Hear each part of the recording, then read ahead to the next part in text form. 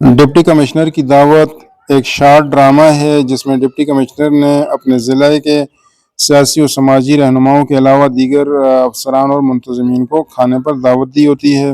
مقررہ دن پر سیکرٹری کو بلا کر پوچھا جاتا ہے کہ ہاں جی انتظامات مکمل ہوئے ہیں یا نہیں، تو وہ کہتے ہیں کہ انتظامات تو باقی مکمل ہیں، صرف مچھلی نہیں پکڑی جا سکی۔ تو پوچھا جاتا ہے کیوں؟ سیکرٹری کہتا ہے کہ وجہ اس کی بارش تھی، طغیانی تھی، پانی گدلا تھا، مچھلیاں بہہ گئی ہیں۔ ڈپٹی صاحب کہتے ہیں کہ مچھلی تو ضرور ہونی چاہیے۔ سیکرٹری کہتے ہیں کہ چلیں سر بازار سے خرید کر لے آتے ہیں۔ تو ڈپٹی کمشنر صاحب کہتے ہیں وہ تو ٹھیک ہے لیکن فارمی مچھلی دریا کے برابر نہیں ہو سکتی۔ سیکرٹری کہتا ہے کہ سر میں نے سوشل میڈیا پر پوسٹ بھی لگا دی ہے کہ جو مچھلی دریا سے تازہ پکڑ کر لائے گا تو اسے مناسب دام بھی دیے جائیں گے اور خصوصی انعام بھی۔ ڈپٹی کمشنر کہتے ہیں کہ اس کے بغیر تو دعوت کا مزہ نہیں ہوگا۔ بہرحال ان کی اس گفتگو میں لیوی انسپیکٹر بھی اندر داخل ہوتا ہے اور کہتا ہے کہ باہر سر ایک مچھیرا کھڑا ہے، 8-10 بڑی مچھلیاں لے کر اجازت ہو تو پیش کیا جائے۔ ڈپٹی کمشنر خوشی سے کرسی سے اٹھتا ہے اور کہتا ہے فوراً حاضر کیا جائے۔ ڈپٹی کمشنر جب دیکھتا ہے اس کو کہ بڑی بڑی مچھلیاں ہیں تو وہ خوش ہو کر ڈپٹی کمشنر صاحب کہتے ہیں کہ مچھیرے کو اس کی منہ مانگی قیمت دی جائے۔ انسپیکٹر اسے واپس لے جاتا ہے اور کہتا ہے جی بتاؤ کیا قیمت چاہیے؟ تو مچھیرا کہتا ہے کہ مجھے 6 دن حوالات میں بند کریں اور روزانہ 10 چابک مارے جائیں۔ تو انسپیکٹر کہتا ہے ہوش میں تو ہو، پھر اسے ڈپٹی کمشنر کے پاس لے جاتے ہیں۔ تو ڈپٹی کمشنر صاحب کہتے ہیں کہ ہاں جی تمہارا دماغ ٹھیک ہے؟ مچھیرا کہتا ہے سر میرا دماغ بالکل ٹھیک ہے۔ تو ڈپٹی کمشنر پھر مسکراتے ہوئے کہتے ہیں کہ ٹھیک ہے، اس کو 6 دن حوالات میں بند کریں اور اس کو 10 چابک پیٹھ پر مارے جائیں۔ تو مچھیرا کہتا ہے کہ سر ذرا ٹھہریں، میرا ایک اور ساتھی بھی ہے، آدھا انعام اسے بھی دینا ہے۔ تو ڈپٹی کمشنر مسکراتے ہوئے کہتے ہیں کہ دوسرا بیوقوف کون ہے؟ اسے بھی چلو لے آؤ۔ مچھیرا کہتا ہے اور کوئی وہ تو ہے نہیں، وہ آپ کا باہر گیٹ پر کھڑا محافظ ہے۔ ڈپٹی کمشنر کہتا ہے کہ میرا محافظ ایسا نہیں ہو سکتا۔ مچھیرا کہتا ہے اسی بات پر اس نے مجھے اندر آنے دیا تھا کہ مچھلیوں کی جو بھی قیمت ملے گی اس میں سے آدھا حصہ اس کا ہوگا۔ تو ڈپٹی کمشنر کہتے ہیں چلیں اسے بلائیں۔ اسے بلا کر پوچھا جاتا ہے تو وہ کانپ رہا ہوتا ہے اور سر نیچے ہوتا ہے۔ تو کہتا ہے کہ سر میں نے تو مذاق میں کہا تھا، ساتھ اس کی زبان بھی لڑکھڑا رہی ہوتی ہے۔ تو ڈپٹی کمشنر کہتے ہیں کہ آپ نے رشوت لی تھی، بے ایمانی سے کام لیا تھا، اس جرم کی پاداش میں تمہیں معطل کرتا ہوں اور تمہیں حوالات میں بند کیا جاتا ہے جس وقت تک تمہاری تفتیش مکمل نہیں ہو جاتی۔ پھر سپاہی آتے ہیں اور اس کو گرفتار کر کے لے جاتے ہیں۔ اس کے بعد ڈپٹی کمشنر مخاطب ہوتا ہے مچھیرے سے اور کہتا ہے کہ میں تمہاری عقل مندی سے خوش ہوا ہوں۔ تم نے مچھلیاں لا کر نہ صرف ہماری دعوت کو بھرپور بنایا ہے بلکہ ایک بدعنوان اہلکار کو گرفتار کروا کر ہماری انتظامیہ کی مدد بھی کی ہے۔ تمہیں مچھلیوں کے دام کے علاوہ 10,000 روپے نقد انعام دیا جاتا ہے۔ پھر مچھیرا جو ہے سلام کرتے ہوئے شکریہ ادا کرتا ہے۔ مشقی سوالات کی طرف آتے ہیں۔ ڈپٹی کمشنر نے مچھلیاں فراہم کرنے کا کام کس کو سونپا تھا؟ تو یہ کام سیکرٹری کو سونپا گیا تھا۔ مچھلیاں کیوں نہیں مل رہی تھیں؟ بارشوں کی وجہ سے طغیانی آ چکی تھی اور پانی گدلا تھا دریا کا، جس کی وجہ سے مچھلیاں بہہ چکی تھیں۔ تازہ مچھلیاں لانے والوں کے لیے کیا اعلان کیا گیا تھا؟ ان کے لیے یہی تھا کہ مناسب دام بھی دیے جائیں گے اور انہیں اور خصوصی انعام بھی دیا جائے گا۔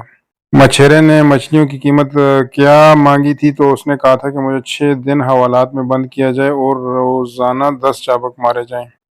مچھیرے نے بدعنوان اہلکار کو کس طرح گرفتار کروایا؟ جب ڈپٹی کمشنر نے مچھیرے سے مچھلی کی منہ مانگی قیمت دریافت کی تو اس نے کہا کہ مجھے 6 دن حوالات میں بند کیا جائے اور روزانہ 10 چابک مارے جائیں اور اس میں سے آدھا حصہ میرے ساتھی کو دیا جائے جو کہ آپ کے گیٹ پر محافظ ہے، کیونکہ اس نے مجھے ایسی صورت میں اندر آنے دیا تھا کہ مچھلی کے جو دام ملیں گے وہ ہم آدھے آدھے کر لیں گے۔ ڈپٹی کمشنر نے محافظ کو بلا کر پوچھا تو وہ سر جو کہا کر کھڑا رہا اور لڑکھڑائی آواز میں بولا میں تو مذاق کر رہا تھا۔ ڈپٹی کمشنر نے کہا تم نے رشوت طلب کی ہے اس لیے تمہیں معطل کیا جاتا ہے۔ اسے گرفتار کر کے تفتیش شروع کر دی گئی۔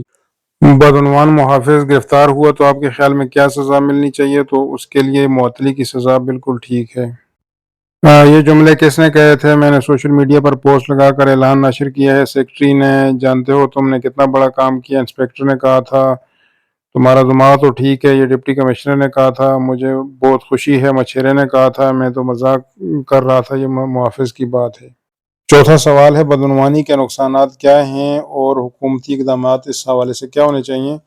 تو نقصانات یہ ہیں کہ اداروں کی جو کارکردگی ہے اس میں گراوٹ آ جاتی ہے، اسکولوں کالجوں میں جو نقل کا رجحان ہے اس سے کافی تفریق پیدا ہو جاتی ہے، معاشرے میں عدم توازن آتا ہے، نااہل لوگ جو ہیں وہ سامنے آتے ہیں، دنیا کے ساتھ ساتھ آخرت کی بھی تباہی ہوتی ہے، قومیں جو ہیں اجتماعی طور پر تنزلی کا شکار ہو جاتی ہیں، احتساب نہ ہونے کے برابر ہوتا ہے اور جائز حقوق بھی نہیں ملتے۔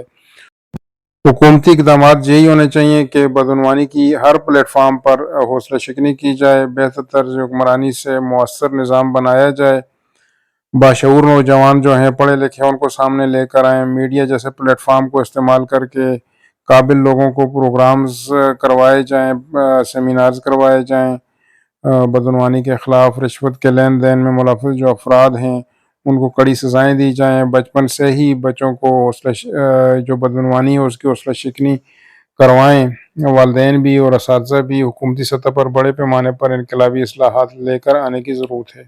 اگلا سوال ہے جملوں کو پر کرنا ہے اور تذکیر و تانیث پراپر لگانا ہے۔ کیا وہ رسالہ تمہارا تھا؟ بڑوں کی خدمت کرنا ہمارا فرض ہے، یہ کتابیں میری ہیں، میری گیند گم ہو گئی ہے، میں تمہارا نام نہیں بھولا۔ 7واں سوال ہے، ان الفاظ کو بلند آواز میں پڑھیں اور جملوں میں استعمال کریں۔ جملے بنائے ہوئے ہیں، یہ دیکھ لیں، باقی ان کے جو میننگز ہیں، معنی ہیں، ان کو سمجھ لیں کہ ملک بادشاہ کو کہتے ہیں، ملک فرشتہ، صلہ انعام اور صلہ دعوت، عالم علم رکھنے والا اور عالم دنیا۔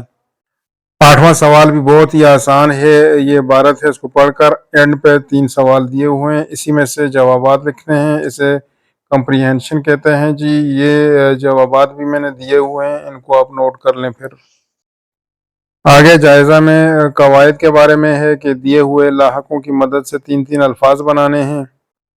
گاہ، عیدگاہ، عبادت گاہ، آرام گاہ، ور طاقتور، جانور، زور آور، خطرناک یعنی کہ ناک سے آ جائے گا خطرناک، ہیبت ناک، شرمناک، مند سے آ جائے گا قدر مند، عزت مند، دولت مند، اور تر سے آ جائے گا تمام تر، بالا تر، بلند تر۔ قواعد میں آگے بڑھتے ہیں۔ 5واں سوال ہے، دونوں کالمز کو ملانا ہے۔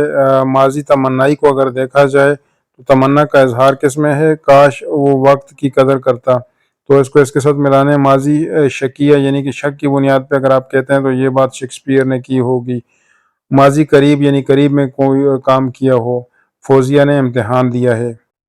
ماضی مطلق یعنی کہ کمپلیٹ ماضی میں اگر بات کی جائے تو اسد نے مار کھائی۔ ماضی استمراری، عافیہ پڑھ رہی تھی، اور ماضی بعید دور کی بات کر رہا ہے، ہم نے چور دیکھا تھا۔